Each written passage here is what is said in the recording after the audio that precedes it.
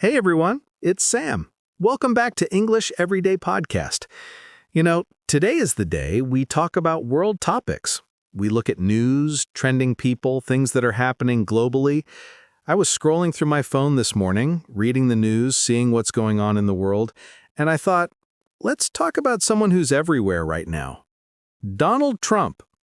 Now, grab your coffee or tea, get comfortable, because we're just going to have a conversation. Like friends sitting together, talking about what's happening in the world. This isn't a politics discussion. I'm not here to tell you what to think. We're just talking about who he is, why everyone's talking about him, and how understanding this helps your English. All right, quick reminder before we dive in. You know how we do this. When I pause, repeat after me. Use your hands, your face, speak out loud. That's shadowing. And remember, you're on this 6-month journey with me. 20 minutes every day. In 6 months, you'll be having real conversations in English about real topics like this. Trust the process. Okay, let's talk about Trump. So, Donald Trump. If you've watched any English news in the past few years, you've heard this name over and over. The guy's everywhere. TV, social media, newspapers, conversations, everywhere.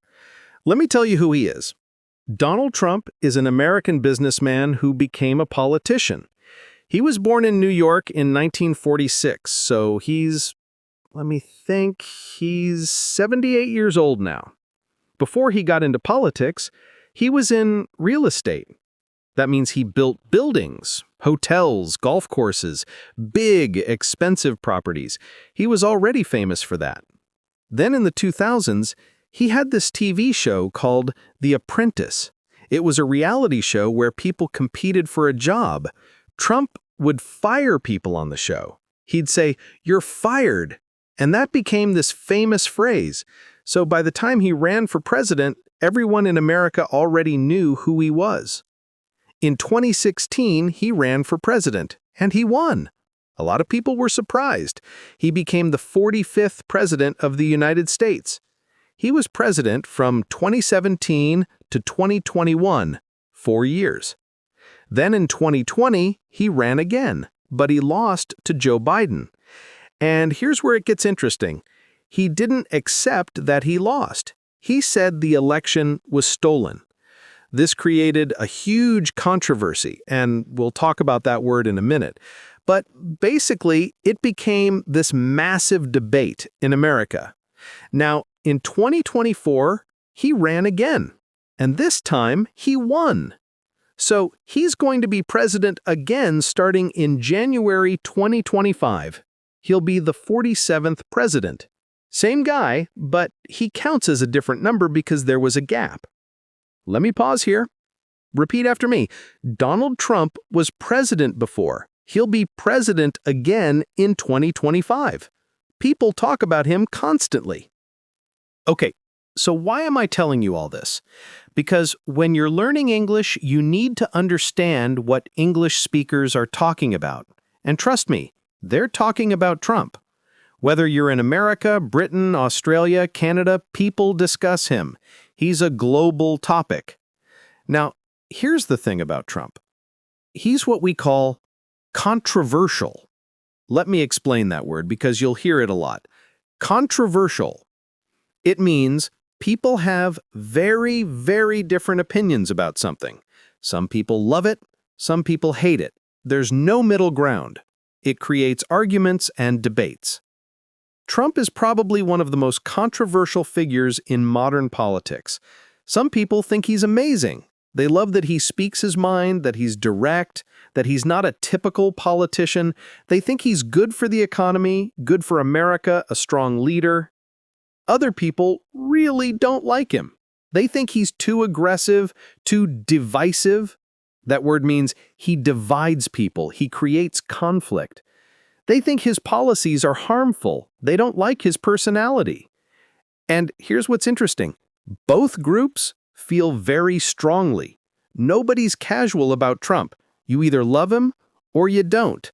There's not much in between. So, why does everyone talk about him so much? A few reasons. First, his communication style.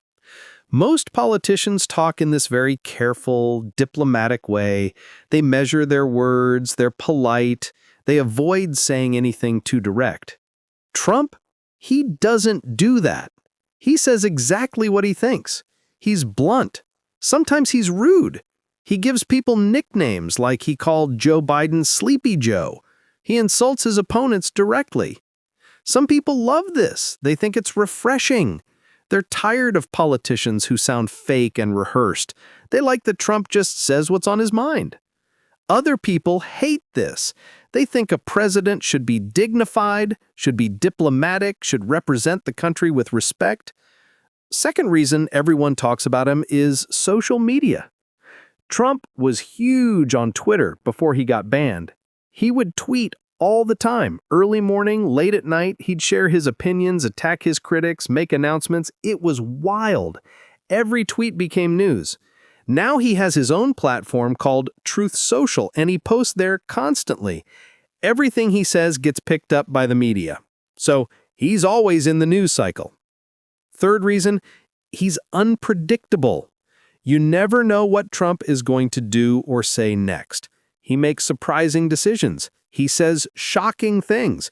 This keeps people interested. The media covers him constantly because, honestly, he gets attention.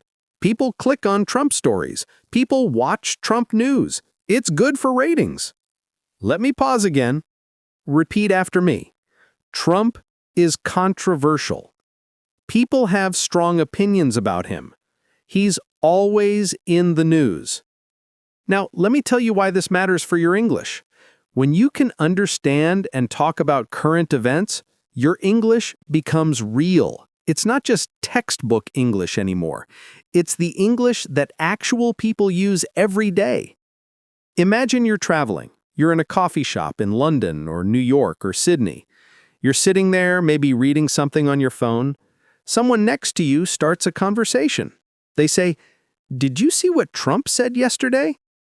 If you have no idea who Trump is, that conversation ends. You can't participate. But if you know, even just the basics, you can respond. You can say, "Yeah, I saw that," or "No, what happened?" or "He's always saying something controversial." Boom! You're having a real conversation in English about a real topic like this. Or imagine you're watching English news. BBC, CNN, whatever, they mention Trump, which they do every day, and you actually understand the context. You know who they're talking about. You know why it matters. That's progress. That's your English getting better. Let me teach you some vocabulary that comes up when people talk about Trump or any politician. These are useful words. Election. Election. This is when people vote to choose their leader. America has presidential elections every 4 years. Trump won the election in 2024. Politician. Politician. Someone who works in government, someone in politics. Trump is a politician now, though he came from business. Campaign. Campaign. The process of trying to get elected. Politicians campaign. They give speeches, they do interviews, they try to convince people to vote for them. Trump's campaign was very aggressive. Policy.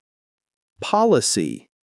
The plans and ideas a politician has, like economic policy, foreign policy, immigration policy.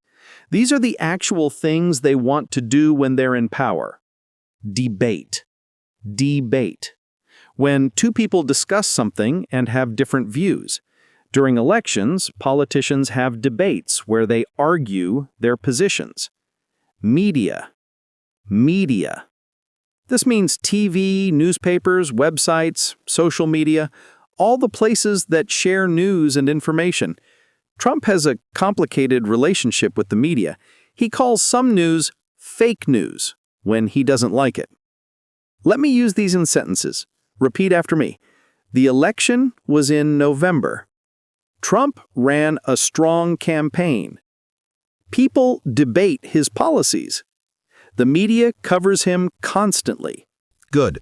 Now, let's talk about how to actually discuss this stuff in English, because it's not just about understanding, it's about being able to participate in conversations. First, you need some neutral phrases. Phrases you can use whether you like Trump or not. Because here's the thing. When you're speaking English with native speakers, they might have strong opinions, and you might not want to get into a political argument. So you need phrases that let you participate without taking a strong side. Here are some good ones. I heard about that. This works for anything. Someone mentions Trump, you say, yeah, I heard about that.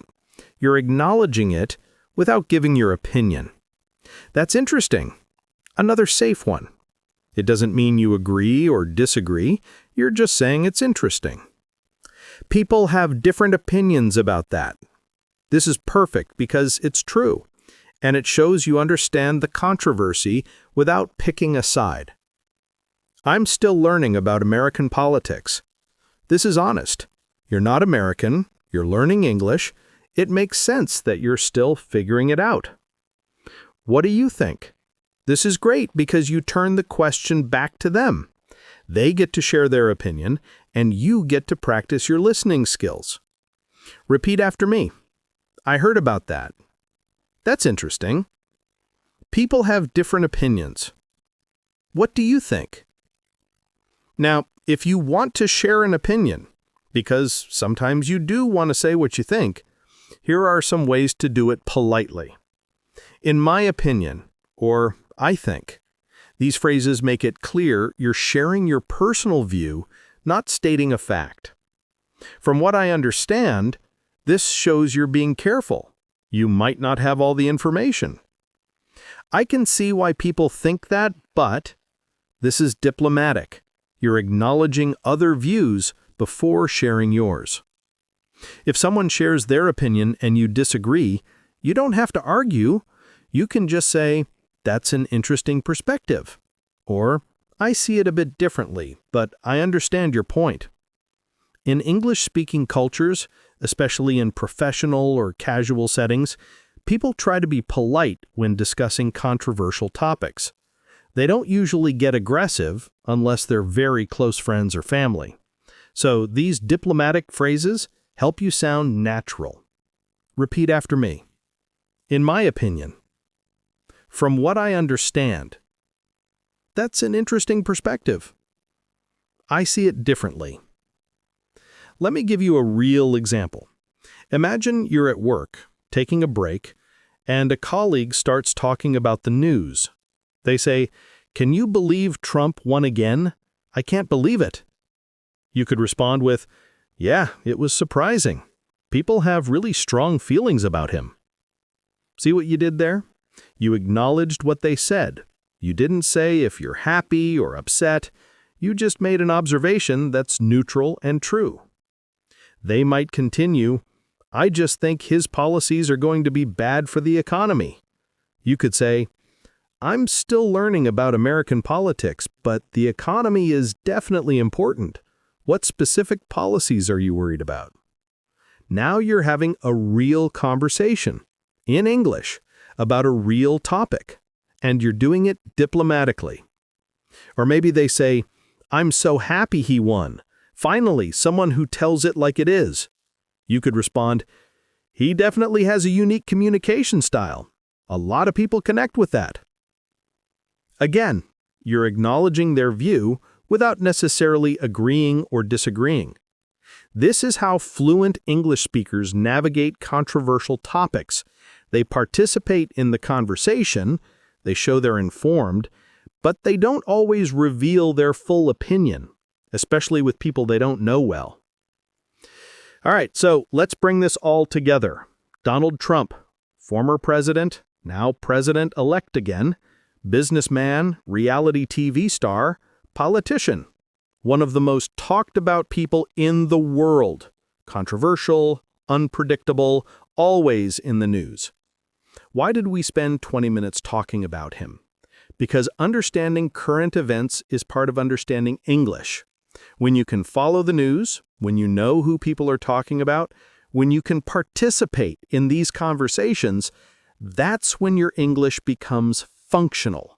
That's when you're not just learning English, you're using English. And here's the beautiful thing. You just did that. For 20 minutes, we talked about a real topic. We used real vocabulary, we practiced real phrases, and you understood it. That means your English is working. That means you're ready for real-world conversations. You don't need to be an expert on American politics. You don't need to have strong opinions about Trump. You just need to know enough to understand what people are talking about. And now you do. Every time you do this, every time you engage with real English content, real topics, real news, you're building your confidence. You're proving to yourself that you can handle real English, not just textbook English. All right, my friend, that's our conversation for today. We talked about Trump, we talked about politics, we practiced vocabulary, we learned how to discuss controversial topics diplomatically. You did great. Remember, this is your 6-month journey. Every day, 20 minutes. Some days we talk about grammar, some days we tell stories, some days we discuss world events like today. It all builds together. It all makes your English stronger. Thank you for being here. Thank you for trusting this process.